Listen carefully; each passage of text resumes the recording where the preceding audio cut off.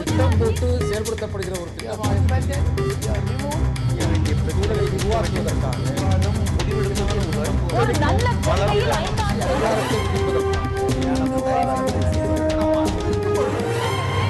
அவர்கள் விடுதலை செய்யப்பட்டது பக்தர்களுக்கு மிகுந்த மகிழ்ச்சி அளிக்கிறது.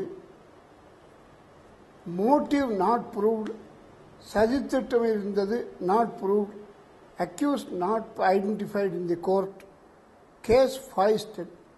இதுதான் என்னுடைய கருத்து. அதே சமயம் கொல்லப்பட்ட அவரும் ஒரு பக்தர் தான், அதற்குரிய நீதி இன்னும் கிடைத்த பாடில்லை என்பதற்கு பக்தர்கள் வருத்தப்படுவார்களா மாட்டார்களா? எத்தனையோ பக்தர்கள் கொல்லப்பட்டிருக்காங்க. அந்த கொல்லப்பட்ட பக்தர்களை பற்றியெல்லாம் நிறைய விஷயங்கள் இன்னும் பாக்கி இருக்கு, வர வேண்டிய தீர்ப்பு வர வேண்டியது பாக்கி இருக்கு. அப்படிதான் இருக்குன்னு சொன்னா இவங்க முயற்சி பண்ண வேண்டியது நீதி கிடைக்கிறதுக்கு தான்.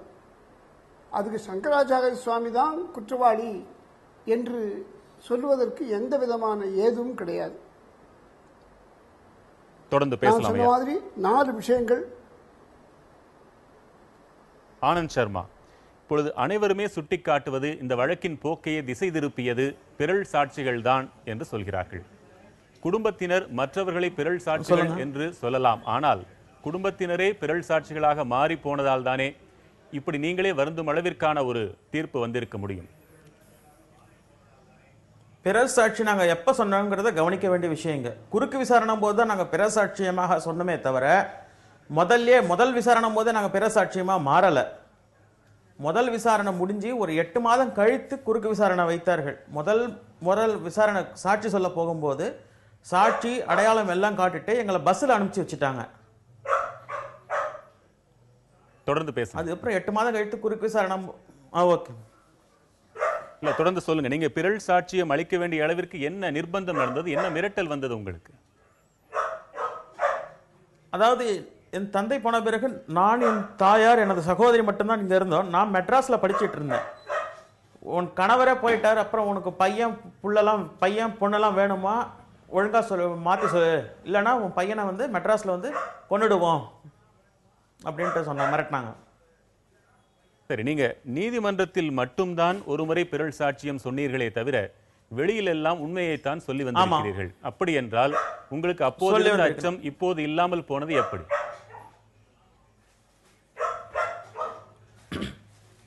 அப்போது வந்து எங்க குடும்பத்தோட சூழ்நிலை, என் தந்தையார் இருந்து ஒரு 3 வருடங்கள் தான் ஆனது. அப்போ வந்து நான், என் தாயார் எல்லாமே புதுசு, வெளியுலகத்தை அப்பதான் முதல் தடவையாக பார்க்குறோம். அப்போ எங்களுக்கு எல்லாமே பயமாக தான் இருந்தது.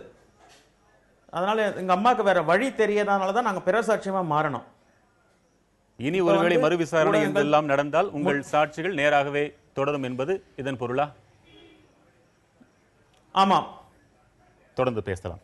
வருள்மொழி, சாட்சியங்களுக்கு பாதுகாப்பில்லாத ஒரு நாட்டில் தீர்ப்புகளை மட்டும் விமர்சித்து என்ன பலன்? சாட்சிகளுக்கு பாதுகாப்பு கொடுக்கணும். அது வந்து கண்டிப்பாக, அதுவும் இந்த மாதிரியான நிகழ்ச்சிகள் நடக்கும் பொழுது, இப்போது திரு சங்கர்ராமன் அவர்களுடைய மகன் வந்து பேசுகிறார். இந்த மாதிரி சாட்சிகள் அச்சப்படுகிற நிகழ்ச்சிகளில் பெரும்பாலும் மேல் நீதிமன்றங்கள் தலையிட்ட பிறகுதான் மறு விசாரணையில் அவர்களுக்கு உரிய நீதி கிடைத்திருக்கிறது. இப்போது நண்பர் சொன்னார், இந்த மாதிரி ஒரு எஸ்பி அளவில் வந்து ஈடுபடுறாங்க, என்னென்ன அதிகாரங்கள் கொடுத்தாங்க. உண்மையில் இந்த நிகழ்ச்சிகளை அந்த நேரத்தில் திரு சங்கராச்சாரி அவர்கள் கைது செய்யப்பட்ட போது என்னெல்லாம் நடந்தது அப்படின்னு பார்த்தா, அவர் வந்து ஆந்திராவில் ஒரு தொழிலதிபருடைய வீட்டில் இரவு நேரத்தில் ஒரு யாகமோ ஏதோ நடத்திட்டு இருந்தாங்க. அப்போ இவங்க கைது பண்ண போகிறாங்க. அந்த நேரத்தில் கூட கைது பண்ணுவது என்பது ஒருவருடைய உடலை தொட்டு நீங்கள் எங்கள் கைது செய்யப்படுகிறீர்கள்னு சொல்லணும், அதுதான் முறை. ஆனால் அதற்காக கூட தன்னை தொடுவதற்கு அவர் அனுமதிக்கவில்லை. இதெல்லாமே செய்திகளில் வந்தது. அந்த மரியாதை கூட அவருக்கு கொடுக்கப்பட்டது. சிறைச்சாலையில் அவருக்கு செய்யப்பட்ட வசதிகள் என்ன, அவர்களுடைய சாஸ்திரபூர்வமான நடைமுறைகள் பின்பற்றப்படுவதற்கு சிறைச்சாலையிலும் அவருக்கு வசதிகள் செய்து கொடுக்கப்பட்டிருந்தன. இப்படிப்பட்ட ஒரு பெரிய இடத்தில் இருப்பவர்கள் மீது ஒரு குற்றச்சாட்டு வரும் பொழுது அந்த குற்றச்சாட்டை சாதாரணமாக ஒரு அரசு எதிர்கொள்ள முடியாது. போகிற போக்கில் இந்த வழக்குக்கு ஒரு இன்ஸ்பெக்டர் போதும். ஆனால் அவர் யார்? அதனால் ஒரு எஸ்பி அந்த பணியில் ஈடுபடுத்தப்படுவது என்பது அந்த வழக்கில் குற்றம் சாட்டப்பட்டவருடைய முக்கியத்துவம் சார்ந்தது. ரெண்டாவது, இதற்கு முன்னால் அவர் மீது எந்த குற்றச்சாட்டும் இல்லை அப்படின்னு நண்பர் சொன்னார். அப்படியெல்லாம் இல்லை.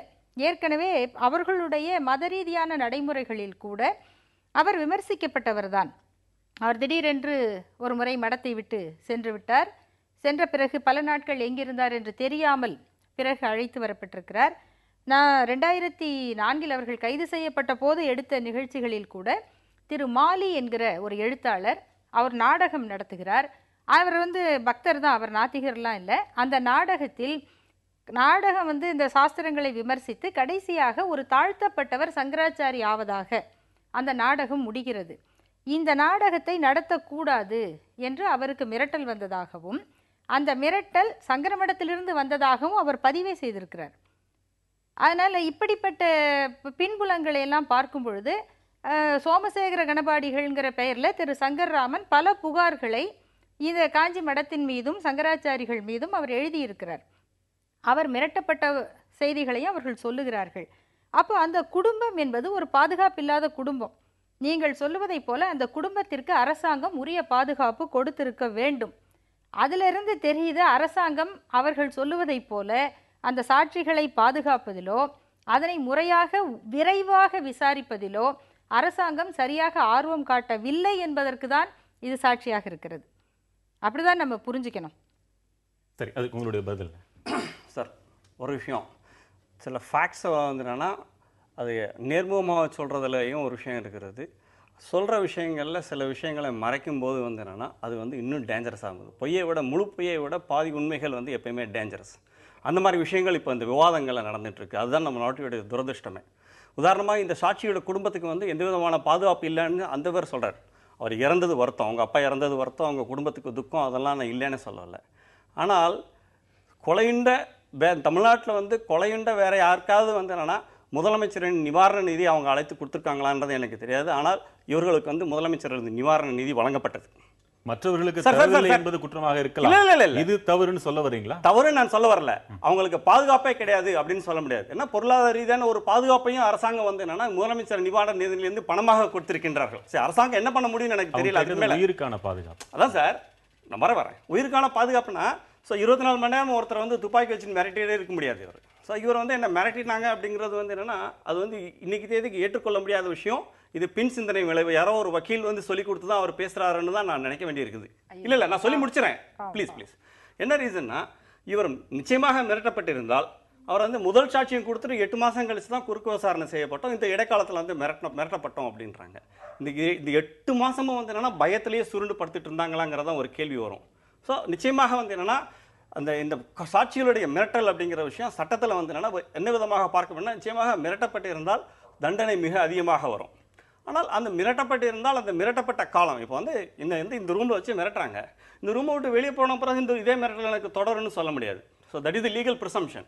ஸோ இந்த ரூமை விட்டு வெளியில் போனோன்னா நான் ஏன் போலீஸ் ஸ்டேஷன் போகல? அட் தி எர்லியஸ்ட் பாயிண்ட் எனக்கு நான் ஏன் இந்த அரசாங்கத்தினுடைய உதவி எதுவும் கேட்கல? இதெல்லாம் இந்த கேள்விகள் எல்லாம் எழுதுறது இயல்பான ஒரு விஷயம். ஒன்று இல்லை, அதற்கு திரு ஆனந்த் சர்மா இதற்கு உங்களுடைய பதில் என்ன சார்? அடுத்தது நீங்கள் திரும்பி தொடர்ந்து சொல்லுங்கள். ஆனந்த் சர்மா உங்கள் பதில் என்ன சார்? அதாவது நாங்கள் அப்போ மிரட்டப்பட்ட போது எங்களுக்கு அப்போ தான் முதல்ல அது வரைக்கும் எங்கள் அப்பா இருந்துட்டார். அதுக்கு முன்னாடி எங்களுக்கு வெளி உலகம் எதுவுமே தெரியாது.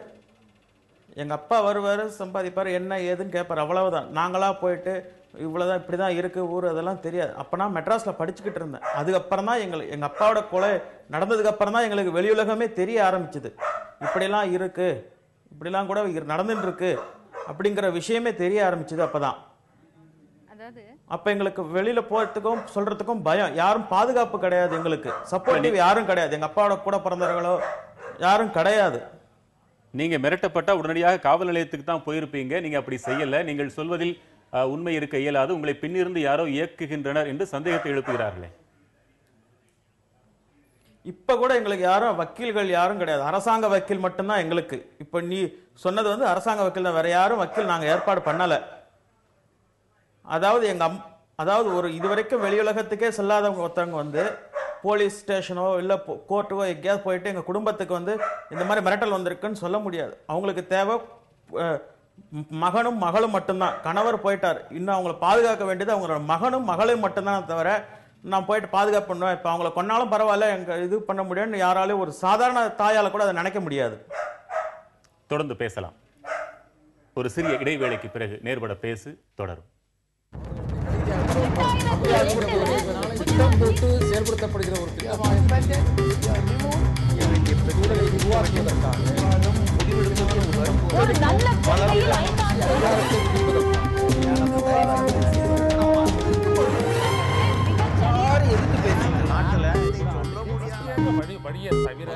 தங்களுடைய பங்களிப்பை